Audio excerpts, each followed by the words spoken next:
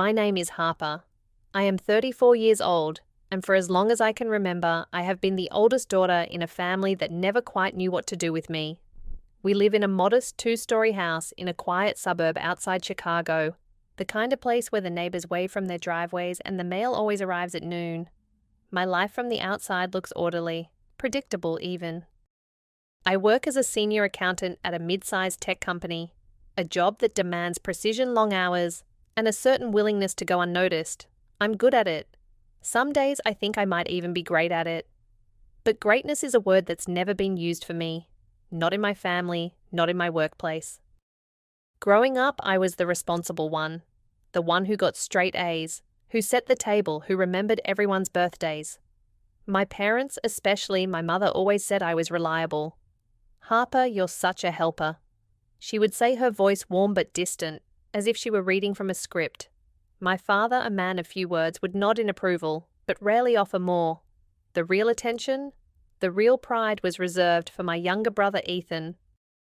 Ethan, with his easy smile and natural charm, who seemed to glide through life, collecting praise, the way some people collect souvenirs. He bought his first house at 27, a neat little place with a white picket fence and a 2-car garage. My parents threw a party for him, invited all the neighbors, and toasted his success with sparkling cider. I remember standing in the kitchen helping Mom refill the chip bowls, listening to her tell everyone how proud she was of Ethan, how he was making the family name shine. Sometimes I wonder if I'm just a supporting character in the story of my own life. At family gatherings, I am introduced as Ethan's sister, as if my identity is an afterthought, a footnote to his achievements. Even now, with more than a decade of experience and a portfolio at work worth over $10 million. My mother's eyes light up only when she talks about Ethan's latest promotion or his new car. "You know, your brother just got a raise," she'll say, her voice tinged with pride and expectation. "Maybe you should think about buying a house too, Harper. It's time you settled down." There's always been this unspoken comparison between us, a silent ledger of who is winning and who is falling behind. My accomplishments are measured against Ethan's, and somehow they always seem to come up short. When I got my CPA certification, my father said, "That's nice. Harper, Ethan's thinking about getting his MBA." When I was promoted to senior accountant, my mother said, "That's wonderful, honey." Did you hear Ethan's company is sending him to New York for training? The message was clear: no matter what I did, it was never quite enough. The pressure to be perfect, to meet expectations I never agreed to, is a weight I carry everywhere I feel it. In the way my mother looks at me, her eyes scanning for signs that I might finally be ready to settle down, to give her the grandchildren she's been hinting at for years. I feel it in the way my father asks about my job, his questions careful, almost rehearsed, as if he's ticking boxes on a list. And I feel it most acutely in the way Ethan never seems to notice the strain. He calls me Harps, ruffles my hair like I'm still 12, and tells me not to work so hard. "You worry too much," he says, laughing, as if worry is a choice. Sometimes late at night I lie awake and wonder what it would be like to be seen for who I am, not just for what I do or how I compare. I wonder if my parents ever think about the ways their words have shaped me, about the dreams I set aside to make room for Ethan's, about the moments I swallowed my pride just to keep the peace.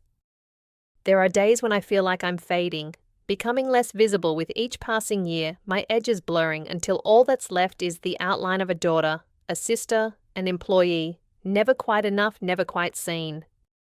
But I keep going. I show up. I do the work. I smile at the right times and laugh at the right jokes, because that's what's expected of me. Because somewhere deep down, I still hope that one day someone will look at me and see more than just Ethan's sister. Maybe they'll see Harper. Maybe for once that will be enough. It was supposed to be the happiest weekend of Ethan's life. My brother's wedding had been the talk of our family for months, maybe years. If you counted all the times my mother dropped hints about when Ethan settles down. The invitations had gone out to 180 guests, each one printed on thick ivory cardstock with gold embossed lettering. I remember holding mine, reading my name, Harper Evans plus guest. It should have felt special, but even then I sensed something off. My name was tucked at the bottom of the list, almost as an afterthought. The wedding was held at the Lakeview Grand, a sprawling estate on the edge of the city. The venue alone cost over $30,000 for the night. My parents spared no expense. Everything had to be perfect for Ethan and his bride Madison.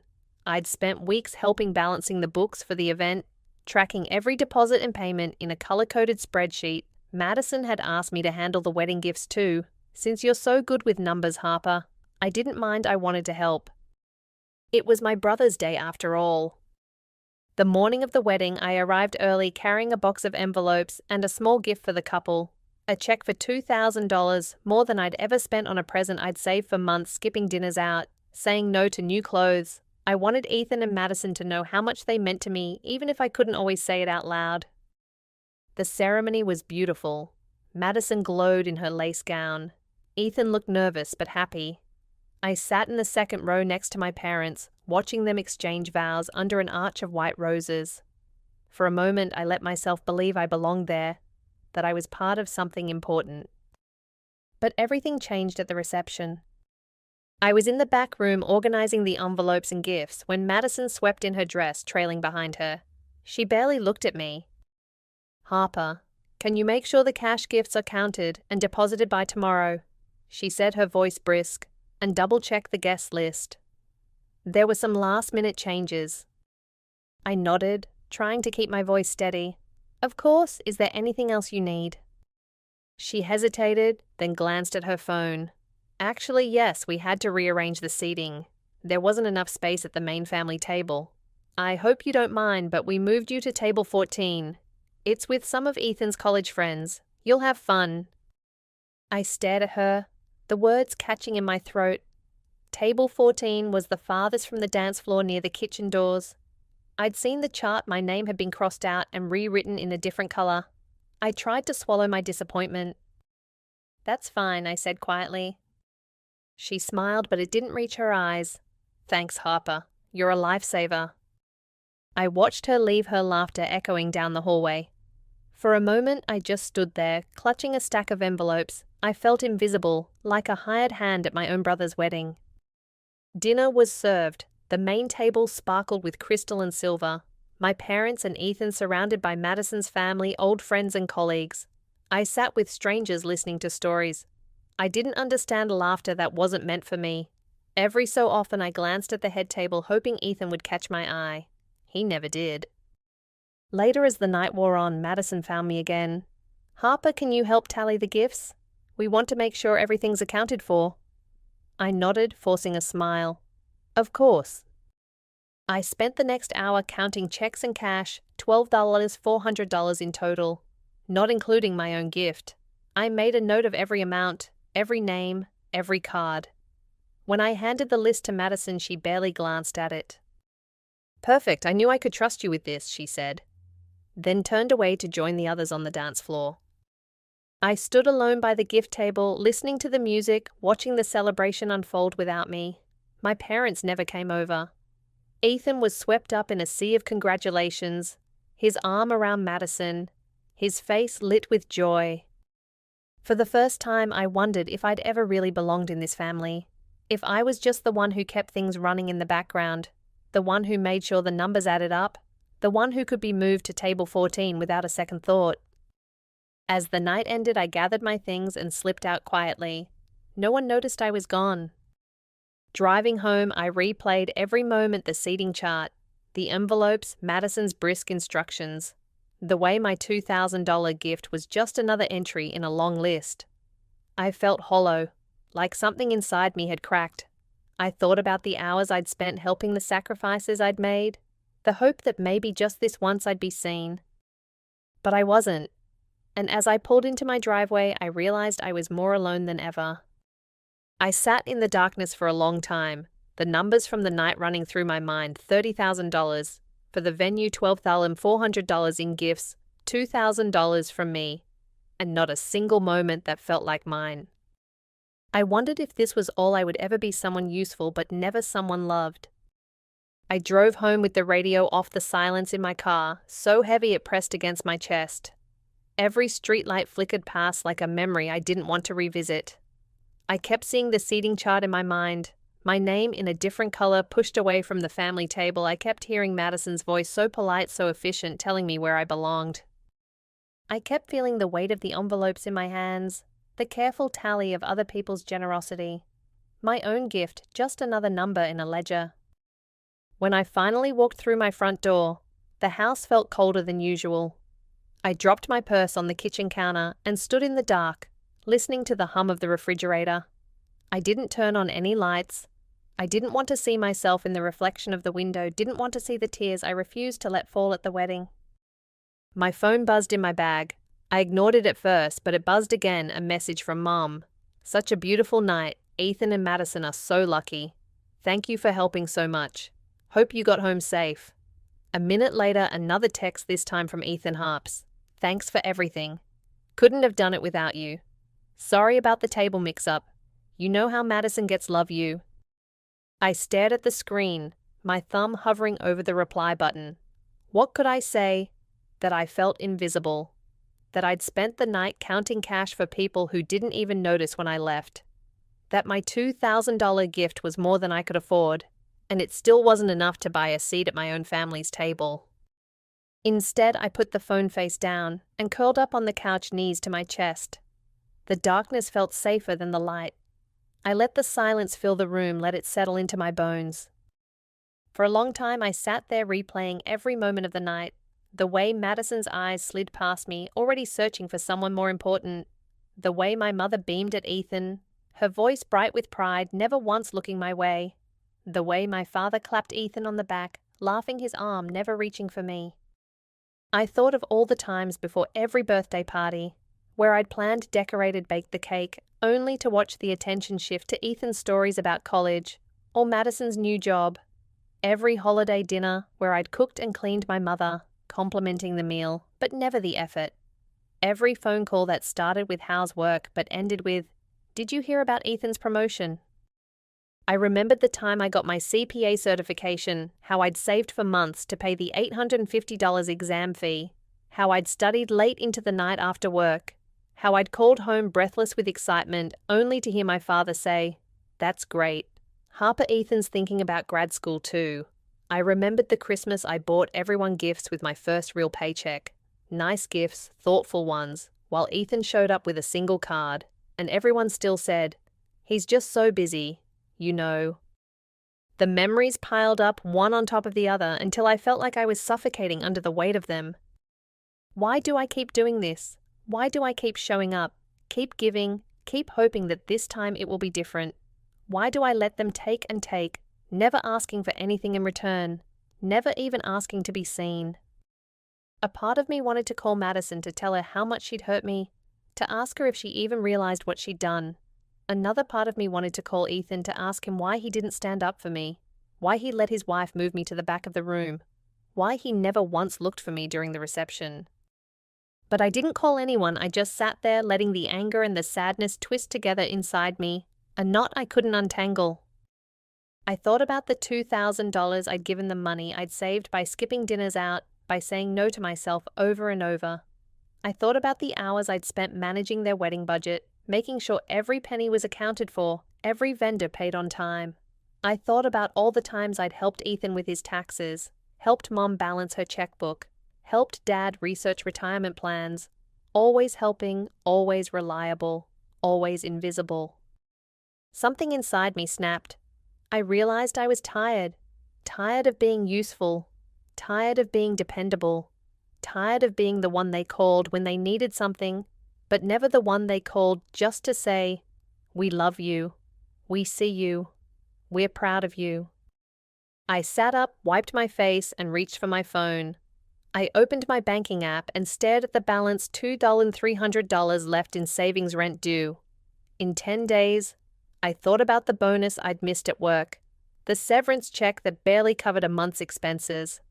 I thought about all the ways I'd stretched myself thin for everyone else, never leaving enough for myself. I made a decision, quiet but firm. No more loans, no more financial help, no more late-night tax advice, no more.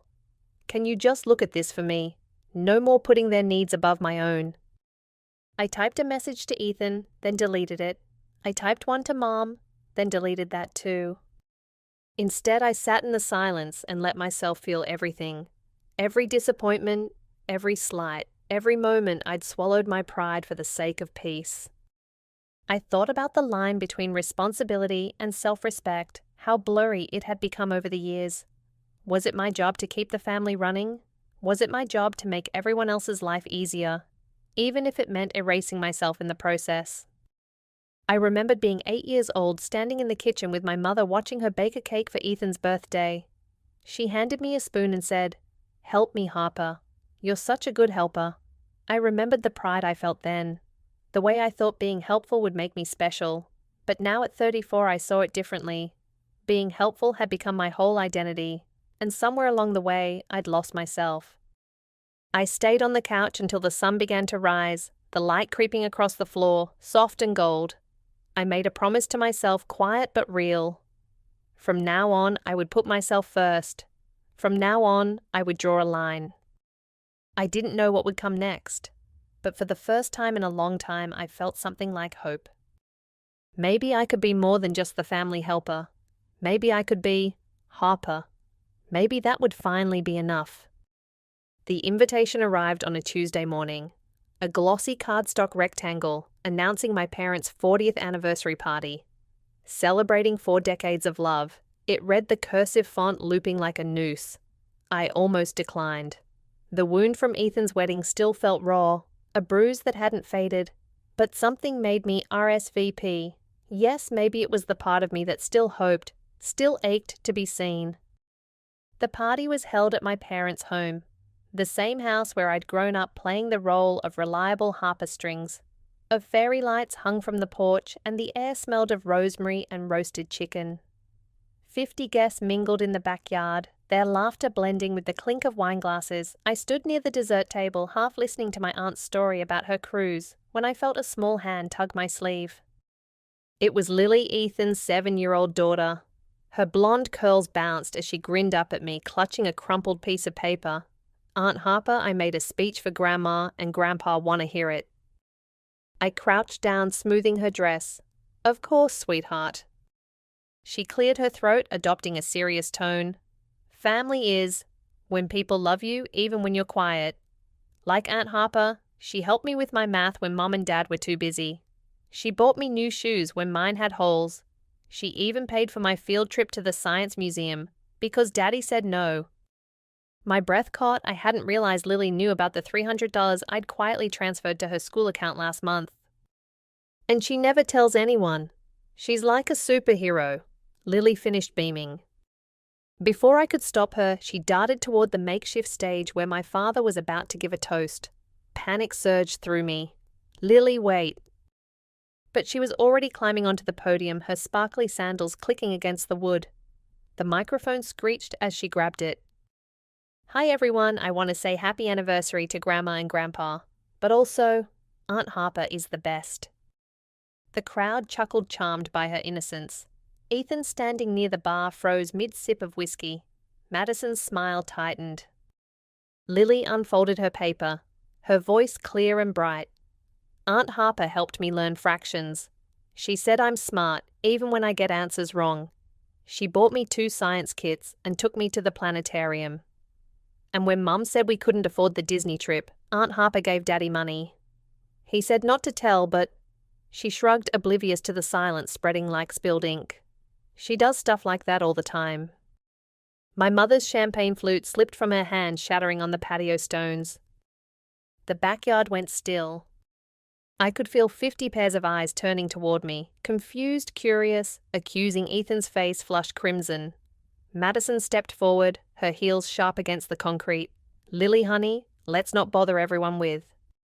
"It's true," Lily insisted, her voice trembling. "Aunt Harper's nice to everyone. Why doesn't she sit with us at Christmas? Why don't you ever say thank you?" The air thickened. My father, usually a man of stoic composure, looked at me with something like horror.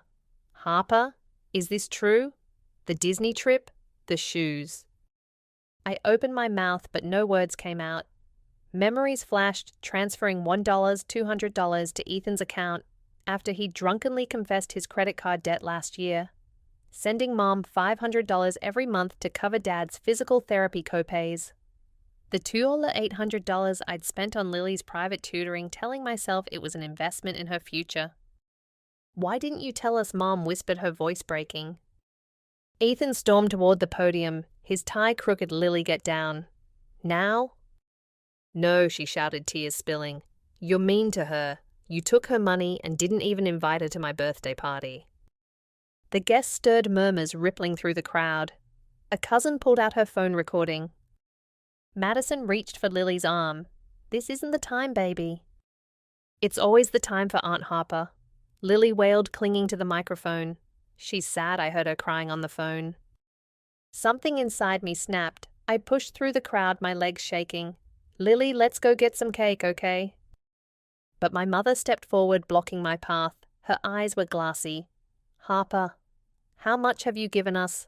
How much have you hidden?" The backyard seemed to tilt. I gripped the back of a chair, the numbers tumbling out before I could stop them. $18,000 over the past 5 years for the roof repairs, Dad's medical bills, Lily's school. Ethan paled. "You said that money was from your bonus."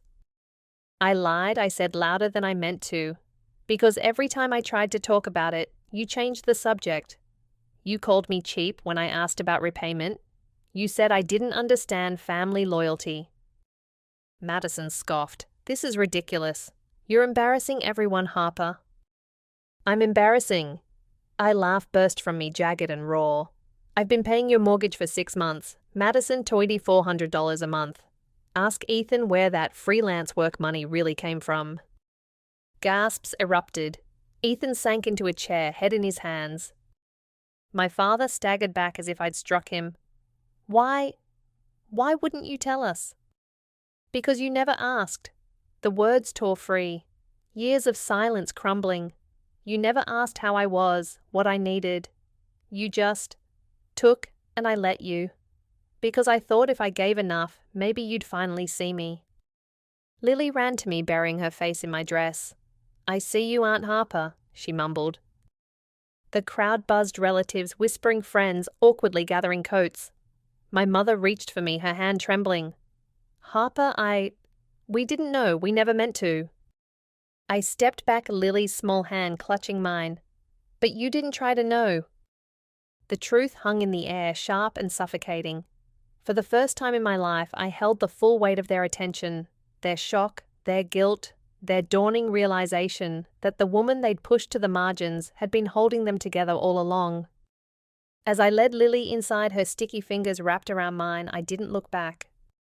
The door closed behind us, muffling the chaos. And for once, I didn't feel invisible. The call came on a rainy Thursday evening, my mother's voice tinny through the speaker. "We'd like to talk, Harper, just family, no drama." I almost laughed. No drama. As if the shattered champagne flutes and Lily's tearful speech at the anniversary party had been a minor hiccup, not a seismic crack in our family's foundation.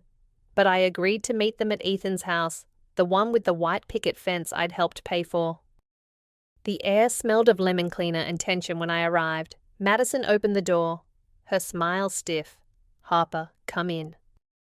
They'd set the dining table with Mom's good china, the floral plates we only use for holidays. Ethan hovered near the stove, stirring a pot of soup that would go untouched. Dad sat at the head of the table, his hands folded like a penitent's. Mom stood, her earrings catching the light. We wanted to clear the air. I didn't sit clear the air or clear your consciences. Madison shot Ethan a look. He cleared his throat, harps. "We're sorry about how things went down at the party. Lily shouldn't have." "Lily told the truth," I said, cutting him off. "And you've had weeks to reach out. Why now?" Mom's lip quivered. "We're family. We can't just stop being a family." I pulled a folded spreadsheet from my bag and slapped it on the table, 18,427. "That's how much I've given all of you over the past 5 years. Roof repairs, medical bills, Lily's tutoring, your mortgage payments. Ethan, $2,400 a month for 6 months. You want to clear the air. Start by acknowledging that." The numbers hung in the silence. Dad's knuckles whitened. We didn't realize it was so much.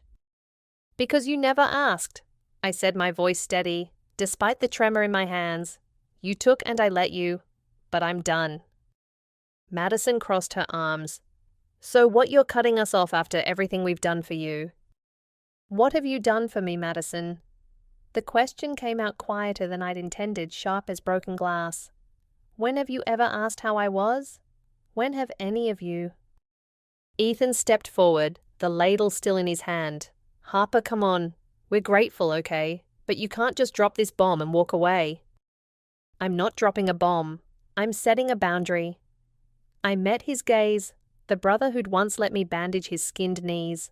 No more money, no more favors, no more pretending this is normal. Mom reached for my arm. Honey, please, let's fix this. I pulled away. Fix? What?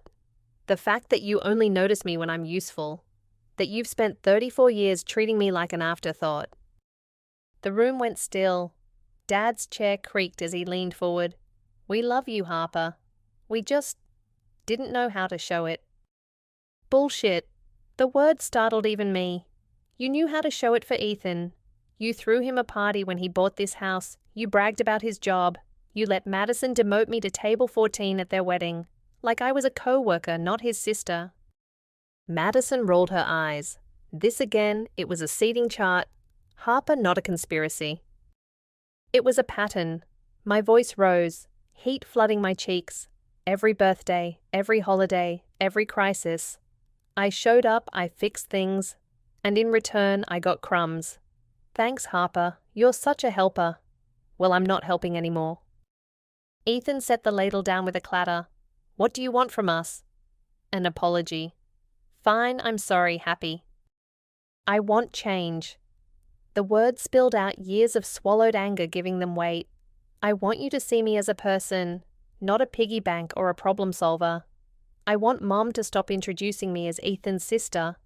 I want Dad to ask about my job, not just Ethan's promotions. I want to sit at the damn family table. Mom covered her mouth, tears spilling over. Dad stared at his hands. Madison opened the fridge, pretending to look for butter. Ethan sighed, running a hand through his hair. We're trying okay.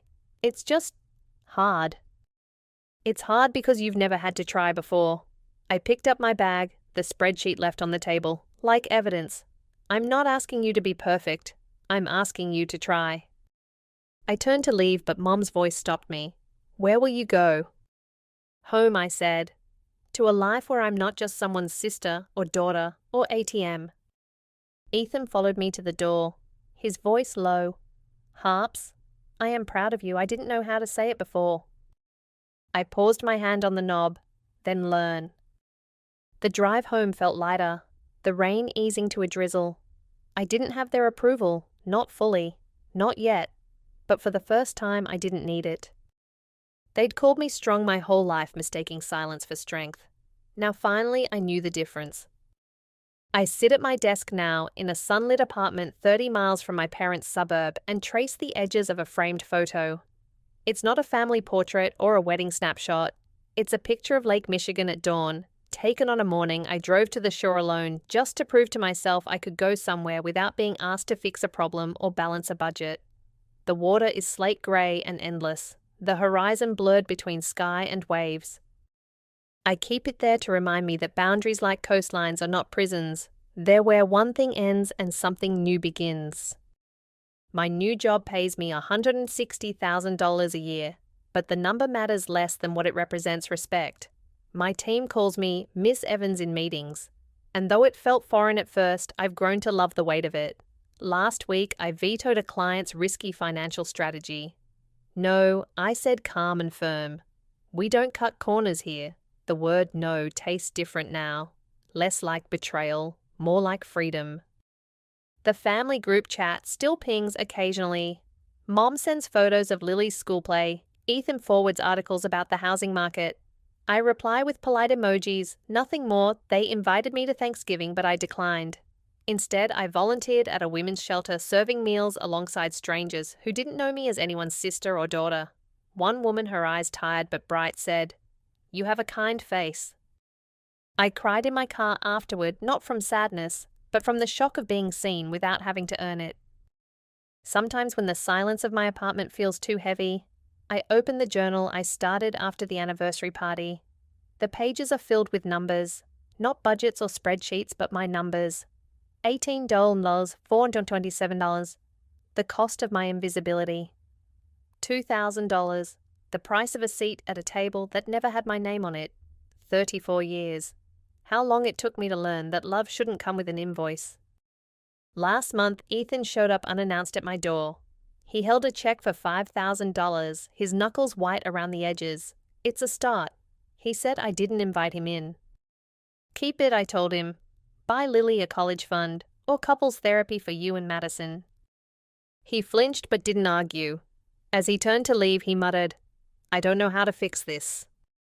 Start by seeing me, I said. The door closed between us softer than I'd expected. I don't know if they'll ever truly change. Maybe forgiveness is a bridge I'll choose to cross one day, or maybe it's a river I'll let carry the past away. What I do know is this. I wake up each morning and choose myself, not the version of me that pleases or fixes or fades into the background. Just me, Harper, who loves quiet mornings and hates coconut, who cries at dog rescue commercials and sings off-key in the shower. The world tries to tell us our value is a transaction that we must earn love through labor trade silence for peace, shrink to fit into the spaces others leave for us. But what if we stopped keeping score? What if we stopped waiting for permission to exist as we are? I think often about Lily's speech at the party, how a 7-year-old's honesty unraveled decades of pretense. She's why I donate to the Science Museum now, why I mentor girls in foster care. I want them to know their voices matter before life teaches them to swallow their words. So here's my question to you. When was the last time you let yourself take up space unapologetically, recklessly, wholly? When did you last say, this is who I am, without tacking on a disclaimer? I'm not saying it's easy.